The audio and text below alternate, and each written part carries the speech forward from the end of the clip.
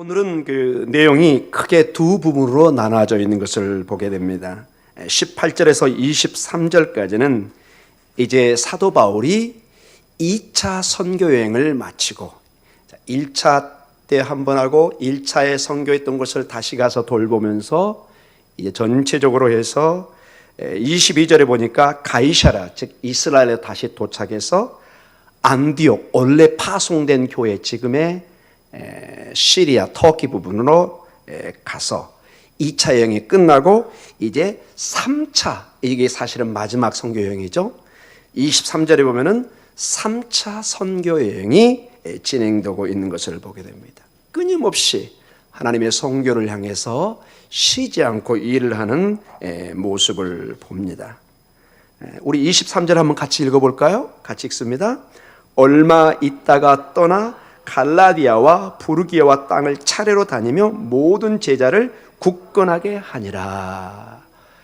다시 사실은 1차, 2차 때 다녔던 곳에 그냥 내버려 두지 않고 우리가 말하는 그 뭐 고린도 전후서, 갈라디아 전후서 이게 전부 다 하나님의 말씀과 성령을 통해서 초대교회에 일으켰던 그 전도의 씨앗들이 자라고 있는 그 교회들을 또 거기에 문제가 있고 그러면은 편지를 보내서 하나님의 말씀을 다시 전하고 고치고 가르치고 이런 전파하는 주님의 사역을 그대로 사도 바울이 해가면서 23절에 굳건하게 하는 모든 교회의 일들은 사탄의 역사가 많이 있습니다. 마치 우리 가정에도 바람 잘 날이 없죠. 항상 기쁨만 있는 것이 아니고 어려움도 있고 또 기쁨이 있고 교회도 마찬가지죠. 이게 영적인 하나의 공동체이기 때문에 항상 순풍만 있지 않습니다.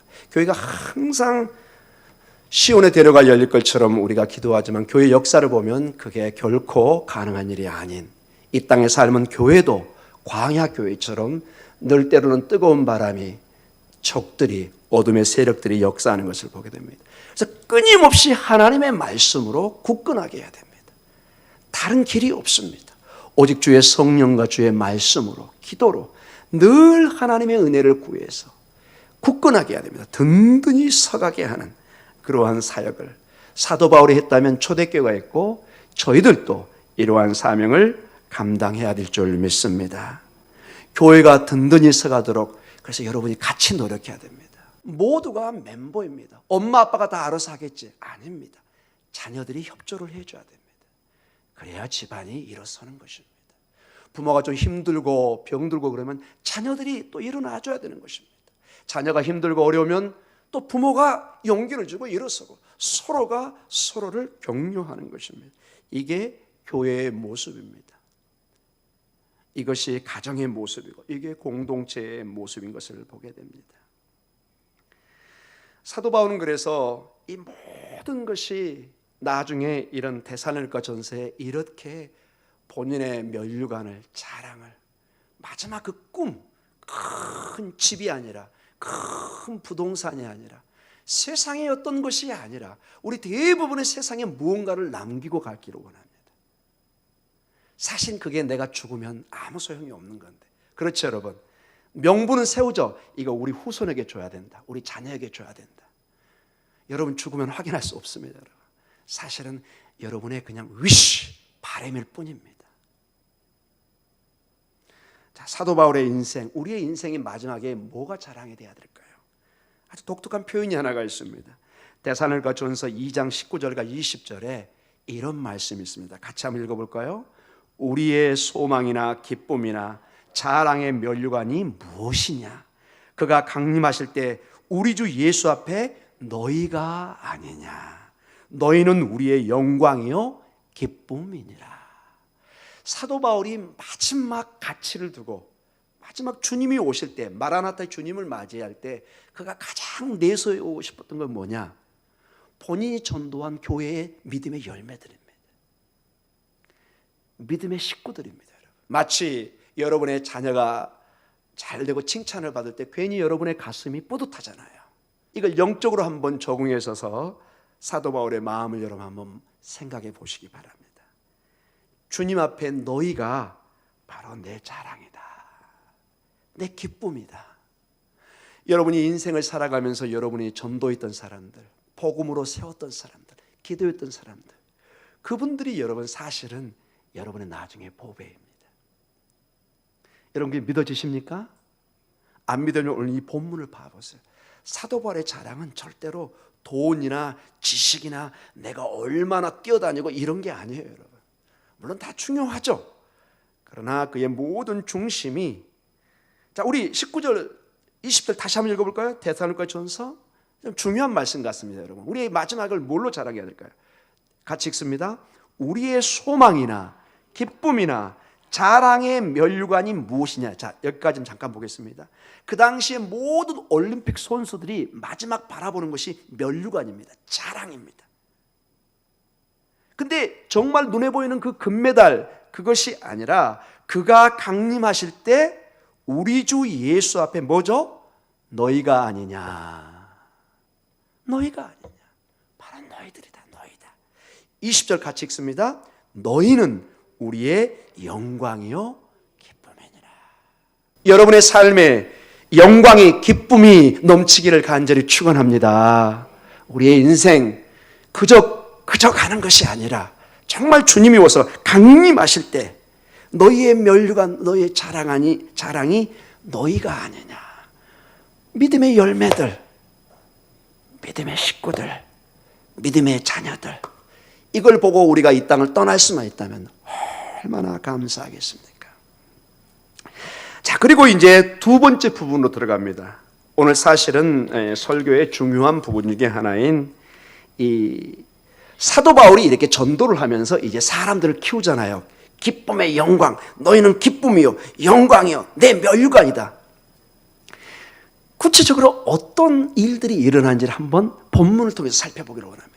사도 바울이 가르쳤던 사람들, 사도 바울의 기도로 말씀으로 세웠던 그 일꾼들이 어떤 일들을 해가는지 한번 살펴보기를 원합니다. 자, 24절부터 그 내용이 이제 시작됩니다. 같이 읽어볼까요? 알렉산드리아에서 난 아볼로라 하는 유대인이 에베소에 이르니 이 사람은 언변이 좋고 성경에 농통한 자라. 자, 사도 바울이 일단 어떤 이유인지 모르지만 혼자 3차 여행을 떠나갑니다. 근데 이 에베소에 마침 이 아볼로라는 유대인이 왔는데 이 사람이 어디서 왔죠? 여기 성경에 보니까 알렉산드리아. 이게 어딜까요? 이집트입니다, 여러분. 이집트.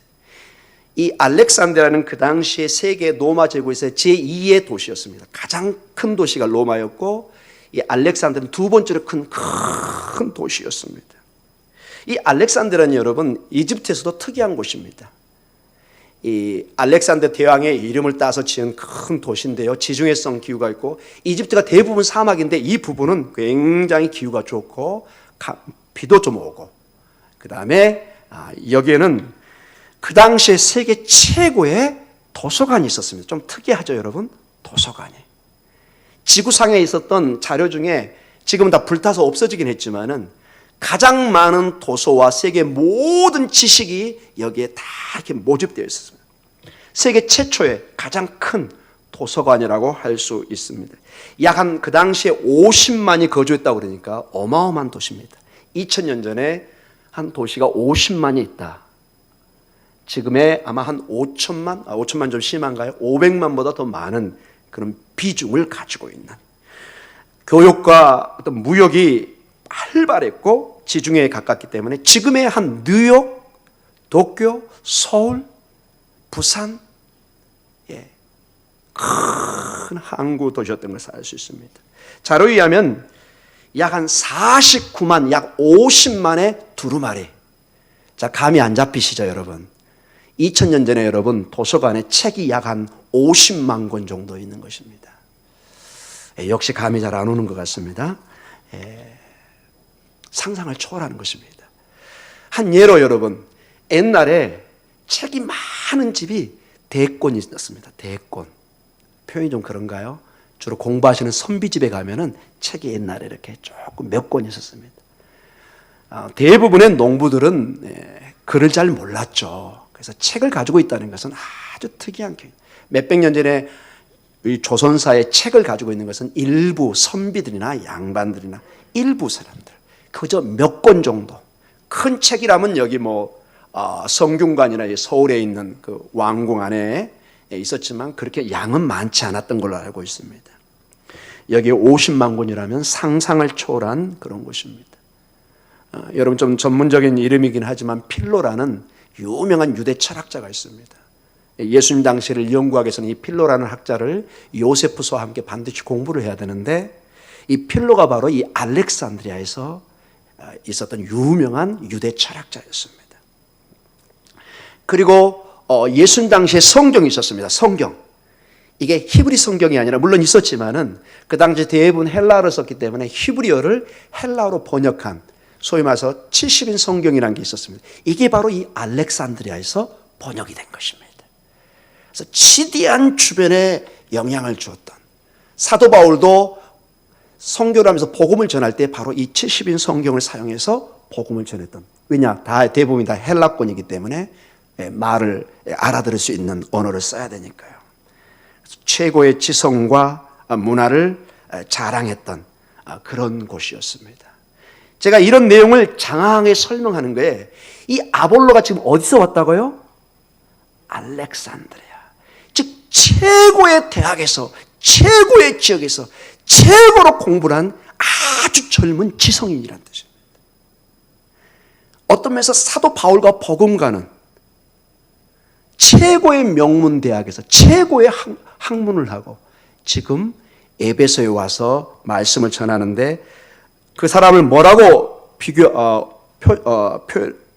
묘사해주고 있죠? 이 사람은 뭐와 뭐 한다고 그러죠? 언변이 좋고 성경에 능통한 자라. 확실히 똑똑한 사람인 것이 이렇게 묘사가 되어 있습니다. 그래서 지역을 유대인은 유대인인데 알렉산드리아에서 왔다. 최고의 대학이 있는 곳, 최고의 학문이 있는 곳, 최고의 도시에서 왔다고 설명합니다. 그런데 전혀 부족함이 없고 누구든지 가르칠 수 있는 능력을 가진 그런 명문 가문의 명문대를 나온 그 사람처럼 보이는데 뭔가 부족함이 보이기 시작합니다. 18장 25절입니다. 우리 같이 한번 읽어볼까요? 그가 일찍이 주의 도를 배워 열심으로 예수에 가는 것을 자세히 말하며 가르치나 요한의 세례만 알까름이라. 자, 이게 좀 학자들 간에 좀 어려운 이 본문입니다. 이게 무슨 말일까? 전반적으로 학자들이 동의하는 내용 중은 이렇습니다, 여러분.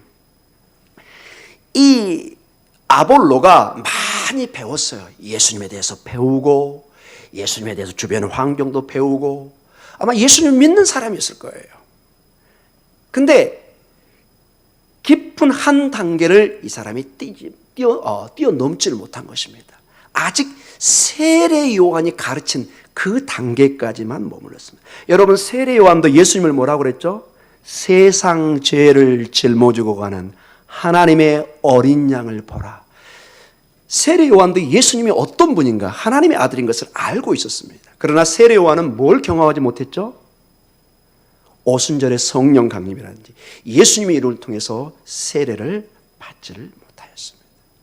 즉 새로운 하나님의 공동체, 오순절 성령 강림을 통해서 새롭게 일어나는 예수 그리스도의 역동적인 그 역사, 이것을 아직 경험도 못하고 알지 못하는 한계성을 얘기한다고 학자들이 대부분 해석을 합니다. 다 부족함이 없어 보이는데 어떤 결핍성이 있어요. 아직 그걸 배우지를 못한 거죠. 분명히 예수님을 믿고 가르치는 사명을 감당하지만 세례 요한의 세례만 알고 있다고 오늘 누가 저자는 아볼로의 너무 훌륭한 배경이지만 복음적으로 볼 때 아직 부족함이 있는 것을 지적을 합니다. 즉 이제 예수님 안에 세례가 더 나아가 오순절 성령을 통한 성령 세례를 잘 모르고 있음을 시사해 줍니다. 자, 여기서부터 이제 드디어 중요한 사건이 하나가 발전됩니다. 아볼로가 너무나 훌륭한 젊은이에요. 장래가 초망돼요. 조금만 잡아주고 격려해주고 가르쳐주면 위대한 일을 할 수 있는 젊은이에요. 큰 목회자 후보생이에요. 큰 선교사 후보생이에요. 누가 봐도 인정이 되는 자질을 가졌어요. 그런 사람이 딱 나타나서 하는데 뭔가 부족합니다. 자, 18장 26절을 보니까 이것을 사도 바울이 가장 사랑하고 가르쳤던 부부 브리스길라와 아굴라의 이 가정, 이 장사꾼이었지만 사도 바울로부터 복음의 진실과 그 능력을 배운 사람이 이 젊은 아볼로를 지도하고 가르쳐주기 시작합니다. 놀라운 일이 일어납니다. 우리 26절 같이 읽을까요? 그가 회당에서 담대히 말하기 시작하거늘 브리스길라와 아굴라가 듣고 데려다가 하나님의 도를 더 정확하게 풀어 이르더라. 사랑하는 성도 여러분, 여기서 오늘 매우 중요한 교회, 우리의 자세, 신앙의 모습, 어떻게 우리가 굳건히 성숙하게 우리의 교회 공동체를 건강하게 끌어갈 수 있는가, 큰 하나의 모범이 나와 있습니다. 오늘 보면 브리스길라와 아굴라가 아볼로의 가르침과 설교를 듣고 그를 지도하고 가르치는 모습이 나오면 여기에 큰 교회의 모범이 나옵니다. 어떻게 해야 되는가, 교회 이런 문제에 대해서. 여기는 상호작용이 나옵니다. 브리스길라와 아굴라 부부가 가르치는 모습이 있고 이 가르침을 받는 아볼로의 모습이 나와 있습니다. 먼저 이 브리스길라와 아굴라의 자세를 조금 더 면밀하게 우리가 보도록 하겠습니다. 우리 다시 한번 그 본문을 읽어볼까요? 26절 같이 읽습니다. 그가 회당에서 담대히 말하기 시작하거늘 브리스길라와 아굴라가 듣고 데려다가 하나님의 도를 더 정확하게 풀어 이르더라. 아멘. 아볼로는 담대하게 꺼리낌 없이 복음을 가르칩니다. 근데 뭔가 부족함이 있어요. 뭐였죠? 세례 요한의 세례까지 말고 그 다음 단계를 이게 선포를 못하는 거예요. 오순절 성령을 통해서 땅끝까지 이르러 복음을 증거되는 큰 하나님 나라의 역사를 일부만 알고 있는 거예요. 그러니까 뭔가 설교의 결핍성이 보입니다. 그런데 여러분 가만히 봐보세요.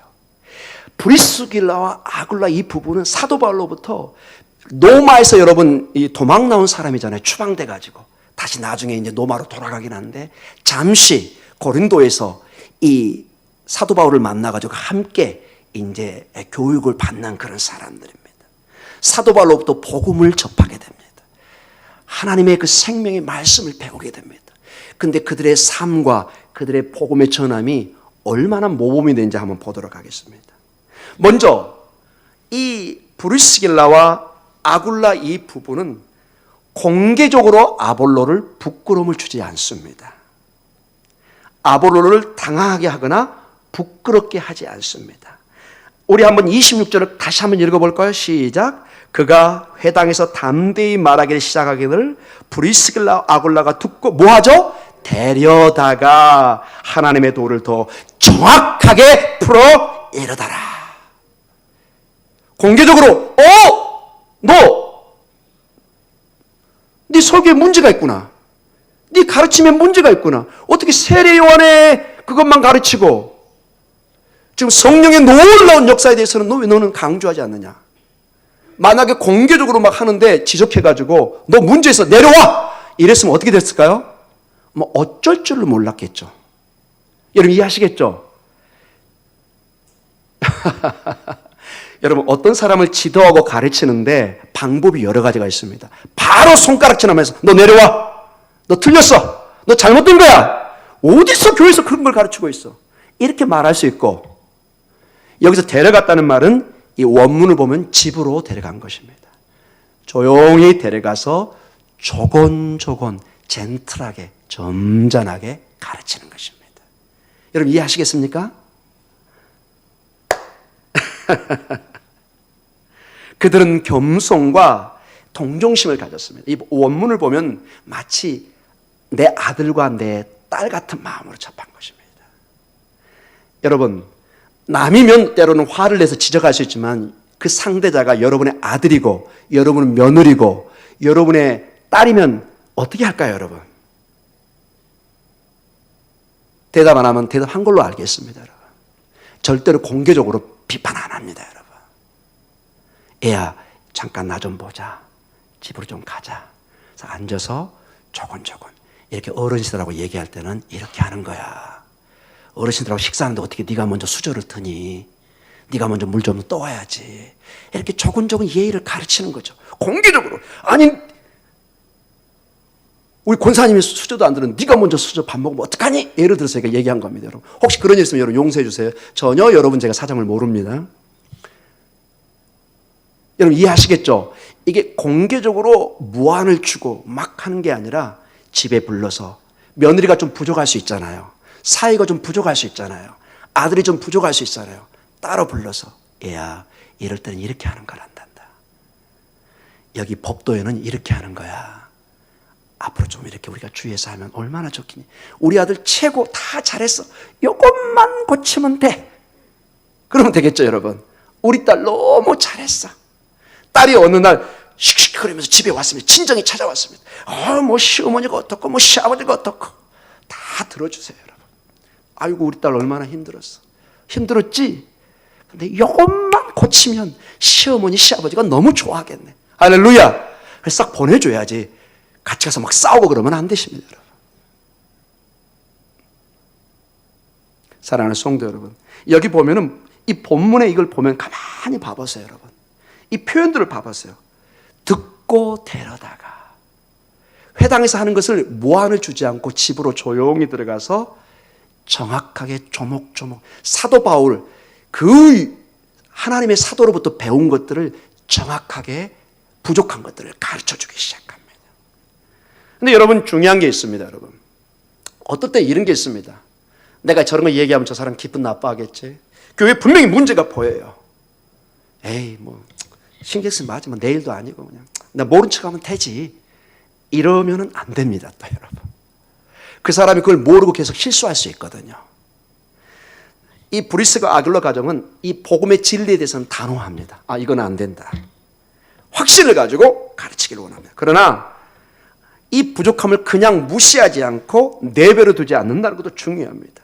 겸손한 자세로 하나님의 뜻을 이렇게 올려드리는. 그래서 자기의 집으로 조용히 불러서 친절하고 점잖은 방법으로 가르쳐주는 것을 보게 됩니다.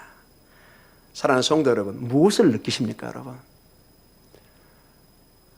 사도 바울이 마지막에 주님 오실 때 너는 내 자랑이다, 내 기쁨이다, 영광이라고 그 믿음의 제자들, 그 사람들이 어떤 행동을 했을 때 얼마나 기쁠까요? 여러분의 자녀가 어떤 행동을 했을 때 부모가 기뻐할까요?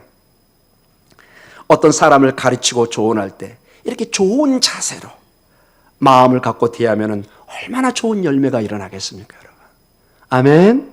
아멘입니다 여러분. 목동중앙교회는 이걸 정말 이런 것을 배웠으면 좋겠습니다. 여러분 아직 우리에게 기회가 있을 때, 건강했을 때 여러분 서로 사랑하고 축복하시고 이렇게 말 한마디도 조용히 집에 불러서 아직 젊잖아요. 유능한 아주 이제 싹이 막 자라나고 있습니다. 그 싹을 꺾어버리면 안 되죠. 아볼로 정말 잘 배운 아들과 같은 존재거든요. 따로 집으로 불러서 아마 맛있는 것도 대접했을 겁니다. 주면서 아볼로야 이거 너무너무 잘했는데 이것만 좀 더 잘하면 더 잘할 수 있겠구나. 이걸 내가 확실하는 게 그 다음 내용 보면 이걸 충분히 추측할 수가 있어요. 얼마나 이것을 브리스길라와 아굴라 이 부부가 잘 가르쳤는지 나중에 큰 역사가 일어납니다. 자, 반대로 시간이 많이 나기 때문에 우리 아볼로의 자서도 한번 잠깐 보도록 하겠습니다. 직접적으로 이 본문에는 아볼로 자서가 많이는 보이잖아요. 그러나 여러분 26절에 보면은 브리스길라가 아굴라가 집으로 데려가서 정확한 가르칠 때 아볼로가 대항하고 받아들이지 않았다는 내용이 있나요, 없나요? 전혀 그 내용이 없습니다. 이 얘기는 브리스길라가 아굴라, 여러분 한번 생각해 보십시오. 여러분 조금만 시간이 갔지만 여러분 브리스길라가 아굴라는 장사하는 사람입니다. 그렇게 깊이 교육받은 사람이 아닙니다. 여러분 좀 똑똑은 하겠죠. 장사를 해야 되니까. 그러나 명문대를 나오고 그런 내용은 전혀 없습니다. 자, 만약에 아볼로가 내가 세계 최고의 대학을 나왔고 내가 이런 사람인데 아니 아저씨가 나를 가르쳐요? 내가 가르쳐야지? 내가 교수인데? 이렇게 나왔다면 어떻게 될까요? 전혀 교육이 안 되는 것입니다. 여기 보면 아볼로는 겸손하게 자기의 부족함을 알고 브리스길라 아굴라의 가르침을 받기 시작합니다. 아마 그리고 틀림없이 사도 바울로부터 지침을 받았을 것입니다. 무슨 일이 있을 때 이 부부로부터는 네가 상담을 받아야 된다. 이런 분명한 지침이 암묵적으로 있었을 거라고 충분히 짐작할 수 있어요. 아볼로의 자세를 한번 봐보십시오. 단순한 장사꾼이고 당신 나보다 못 배운 사람이지 않냐, 이런 식으로 험담하고 업신여겼다면 절대로 이 교육 받지 않았을 것입니다. 그러나 아볼로도 아주 훌륭한 자세를 가지고 있습니다. 겸손하게 브리스길라 아굴라의 그 위치를 인정하고 배우고 또 도전받는 것을 보게 됩니다. 서로가 이런 배울 자세를 가질 때 교회는 얼마나 놀라운 역사를 여러분 일으킬 수 있겠습니까? 여러분 봐보세요. 아볼로가 이 배움을 그대로 하나님의 은혜로 받아들이니까 하나님이 이 겸손한 사람을, 하나님의 말씀을 경청하는 사람을 들어 쓰기 시작합니다. 27절 같이 읽도록 하겠습니다. 같이 한번 읽어볼까요? 아볼로가 아가야로 건너가고자 하므로 형제들이 그를 격려하며 제자들에게 편지를 써 영접하라 하였더니 그가 감에 은혜로 말미암아 믿은 자들에게 많은 유익을 주니. 아볼로가 가는 곳마다 많은 유익이, 덕이 세워져요. 많은 사람에게 이익을 봐요. 왜냐? 이 아볼로는 젊지만은 하나님의 말씀을 들을 자세를 가지고 있었습니다. 사랑하는 성도 여러분, 그게 정말로 하나님의 뜻이고 말씀이면 아멘으로 듣는 여러분 되시기를 주님 이름으로 축원합니다. 그것이 축복입니다. 하나님의 말씀이 견고히 우리 안에 서갈 때 이 말씀은 내 능력이 되고, 여기 보니까 하나님이 크게 들어 쓰십니다. 우리가 어떻게 아볼로를 압니까? 그가 하나님의 말씀을 듣고 하나님의 말씀을 순종도로 따라갈 때 그의 이름이 사도 바울 다음으로 우리에게 위대한 스승처럼 다가오고 있습니다. 결론적으로 말씀을 맞추겠습니다. 저는 그러나 여기 브리스길라 아굴라, 그 다음에 아볼로, 심지어는 사도 바울, 저는 그 사람들을 내세우고 싶지 않습니다. 이 모든 것이 27절의 중간에 이런 말이 있습니다. 그가 감에 무엇으로 말미암아? 은혜로 말미암아. 이 은혜의 주체가 누굴까요? 하나님이십니다. 예수님이십니다. 우리 모든 것은 예수님이십니다. 하나님의 은혜입니다. 그분의 은혜가 이 모든 것을 가능하게 합니다. 내가 이렇게 지금 건강을 유지할 수 있는 거, 예배 드릴 수 있는 거, 집에 돌아가면 내가 쉴 수 있는 거, 내 직장, 사업, 내 자녀들, 모든 게 하나님의 은혜인 줄 믿습니다. 우리 고린도전서 3장 4절과 7절 우리 읽으면서 이제 말씀을 맞춰가겠습니다. 사도 바울은 이렇게 얘기합니다. 그들의 인생에 이렇게 평가를 내립니다. 같이 읽습니다. 어떤 이는 말하되 나는 바울에게라 하고 다른 이는 나는 아볼로에게라 하느니 너희가 육의 사람이 아니리요. 그런즉 아볼로는 무엇이며 바울은 무엇이냐? 그들은 주께서 각각 주신 대로 너희로 하여금 믿게 한 사역자들이니라. 나는 심었고 아볼로는 물을 주었으되 오직 하나님께서 자라나게 하셨나니. 아멘. 7절입니다. 그런즉 심는 이나 물 주는 이는 아무것도 아니로되 오직 자라게 하시는 이는 하나님뿐이니라. 아멘. 오직 하나님이십니다. 그분만이 능력입니다.